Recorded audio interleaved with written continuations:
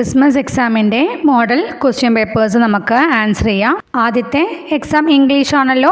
First നമുക്ക് ഇംഗ്ലീഷിൻ്റെ ഒരു model question paper discuss ചെയ്യാം കേട്ടോ. ഇവിടെ നോക്കുക, ഫസ്റ്റ് ആക്ടിവിറ്റി എന്താണ്? റീഡ് ആൻഡ് കോംപ്രിഹെൻഡ് ആണ്. Read the story given below and answer the following ആണ് കേട്ടോ.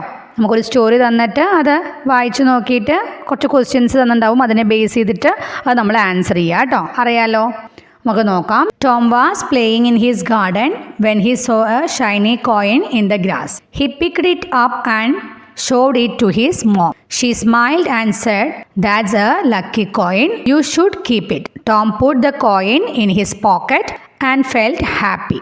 He wondered if the coin would bring him good luck. The next day, he found a new toy at the park.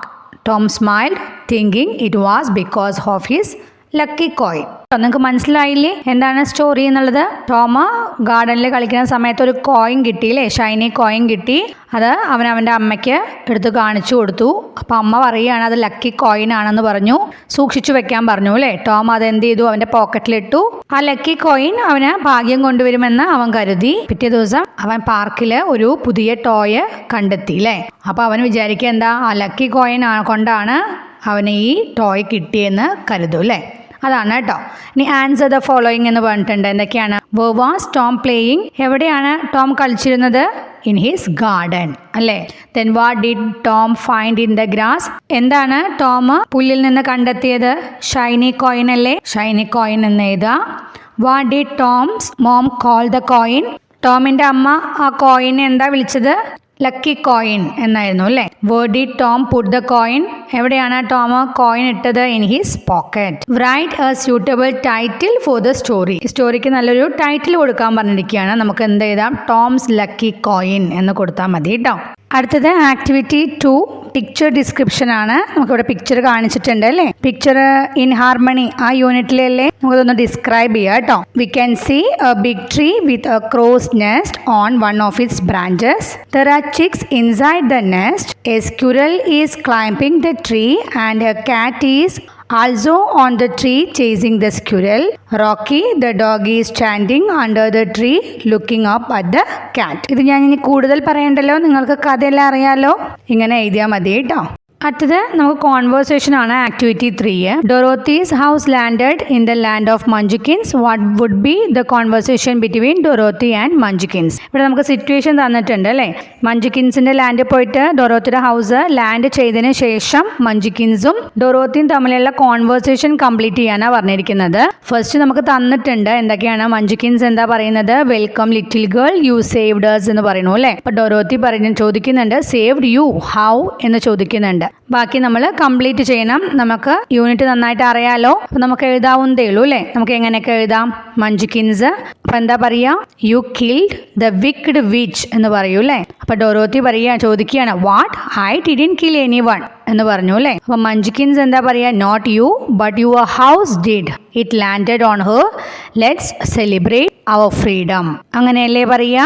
Then Dorothy അപ്പൊ എന്താ പറയാ? Thank you but I need to go back home. Can you help me എന്ന് ചോദിക്കൂ അല്ലേ. അപ്പൊ Munchkins എന്താ പറയാ? We cone but the wizard of Oz can.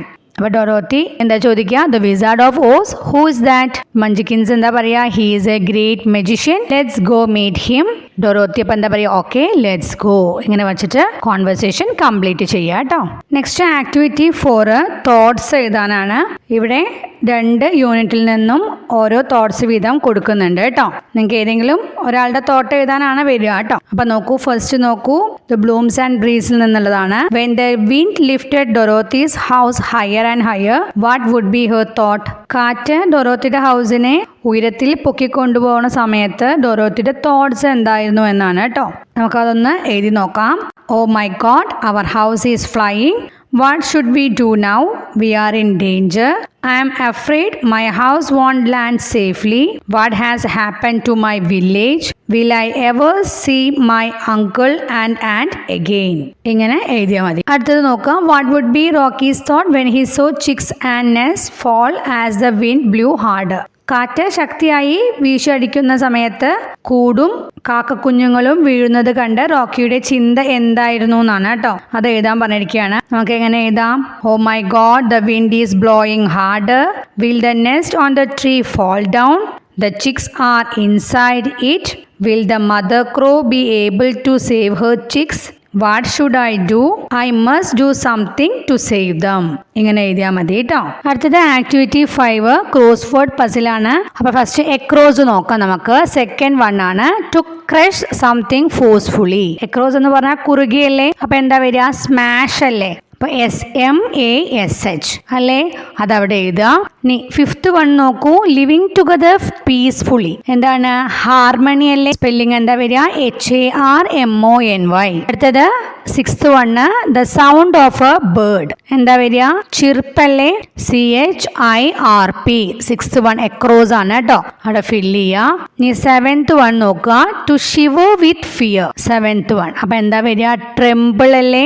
TREMBLE. അവിടെ സെവൻത്ത് വൺ ഫില്ല് ചെയ്യുക. അടുത്തത് എയ്ത്ത് വൺ നോക്കൂ. എ ഗ്രാസ് ലാൻഡ്, പുൽമേട്. എന്താ? മെഡോ അല്ലേ. MEADOW. എയ്ത്ത് വൺ ഫില്ല് ചെയ്യാം കേട്ടോ. ഇനി അടുത്ത് നമുക്ക് ഡൗൺ ഫില്ല് ചെയ്യാം. ഡൗൺ എന്ന് പറഞ്ഞാൽ താഴോട്ട് കേട്ടോ. ഫസ്റ്റ് വൺ നോക്കൂ. A man with magical powers. എന്താ വരിക? വിസാർഡ് അല്ലേ. WIZARD. To move gently back and forth. Second one എന്താ വരിക? സ്വേ അല്ലേ. SWAY. To make someone get annoyed. Third one അല്ലേ. ഡൗൺ ഇറിറ്റേറ്റ് ആണ് വരിക അല്ലേ. IRRITATE. ഇനി സിക്സ്ത് വൺ നോക്കുക. To grind food with teeth. എന്താ വരിക? ച്യൂ അല്ലേ. CHEW. ച്യൂ. ആക്ടിവിറ്റി 6 നോക്കുക. റിഡിലാണ്. Riddles are given below. Read and find them out എന്ന് പറഞ്ഞിട്ടുണ്ട് കേട്ടോ. നമുക്കിവിടെ 2 റിഡിൽസ് തന്നിട്ടുണ്ട്. അതിന്റെ ഉത്തരം കണ്ടെത്താൻ പറഞ്ഞിട്ടുണ്ട് കേട്ടോ. നോക്കാം. I come after rain. I arch in the sky. 7 shades make me. I look so beautiful. Who am I? മനസ്സിലായോ? ആരാണ്? റെയിൻബോ അല്ലേ. റെയിൻബോ എന്ന് എഴുതുക. അടുത്തത് I fall from the sky. I come with cloud. I can make rivers flow and plants grow high. Who am I? കിട്ടിയ ഉത്തരം rain അല്ലേ. Rain എന്ന് എഴുതുക കേട്ടോ. ഇനി എന്താ പറഞ്ഞിരിക്കുന്നത്? Now make riddle of your own. Riddle ഉണ്ടാക്കാൻ പറഞ്ഞിട്ടുണ്ട് കേട്ടോ. മൂണും സണ്ണും ആണ് തന്നിരിക്കുന്നത്. അപ്പൊ നമുക്ക് മൂണാണെങ്കിൽ എങ്ങനെ എഴുതാം? I appear in the sky. I shine in the night. I come in different shapes. Who am I? ഇങ്ങനെ എഴുതിയാ പോരെ. അത് സണ്ണ് കേട്ടോ. I look like a ball. I shine in the sky. I make everything warm. My name has 3 letters. Who am I? എങ്ങനെ എഴുതി കൊടുക്കുക കേട്ടോ. അപ്പോൾ ഈ മോഡലിലാണ് നിങ്ങൾക്ക് ക്വസ്റ്റ്യൻസ് ഒക്കെ വരിക. നല്ല ഈസി ആയിട്ടായിരിക്കും വരുന്നുണ്ടാവുക. എല്ലാവരും നന്നായി പഠിച്ച് നല്ല മാർക്ക് വാങ്ങുക. അപ്പോൾ എല്ലാവർക്കും ഓൾ ദി ബെസ്റ്റ്.